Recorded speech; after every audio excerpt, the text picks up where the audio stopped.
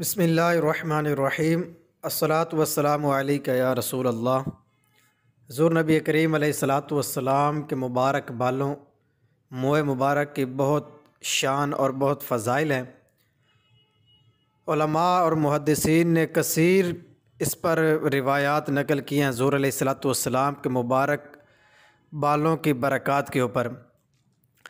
حضرت خالد بن ولید رضی اللہ تعالیٰ عنہ آپ فرماتے ہیں کہ حجۃ الوداع کے موقع پر حضور علیہ الصلاۃ والسلام نے جب حلق کروایا تو میں نے آپ کے مبارک بال لے لیے، تو حضور علیہ الصلاۃ والسلام نے فرمایا اے خالد ان بالوں کا کیا کرو گے؟ تو میں نے عرض کی یا رسول اللہ صلی اللہ علیہ وسلم میں آپ کے ان مبارک بالوں کے ذریعے موئے مبارک کے ذریعے تبرک حاصل کروں گا اور جہاد میں ان کے ذریعے میں دشمن پر فتح حاصل کروں گا۔ حضور علیہ الصلاۃ والسلام نے فرمایا، ان کے عقیدے پر یہ مہر لگا دی اور فرمایا کہ اے خالد جب تک یہ بال تمہارے پاس رہیں گے انشاءاللہ آپ کو کوئی زیر نہیں کر سکے گا۔ سبحان اللہ۔ حضرت خالد رضی اللہ تعالیٰ عنہ نے وہ بال اپنی ٹوپی کے اندر سلوا لیے اور پھر جس بھی جنگ میں جاتے فتح پا کر واپس آتے۔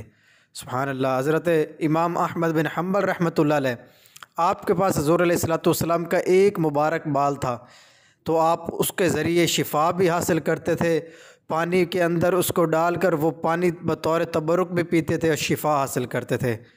اللہ پاک ہمیں بھی حضور نبی کریم علیہ الصلاۃ والسلام کے مبارک بالوں کے ذریعے موئے مبارک کے ذریعے برکت حاصل کرنے کی توفیق عطا فرمائے۔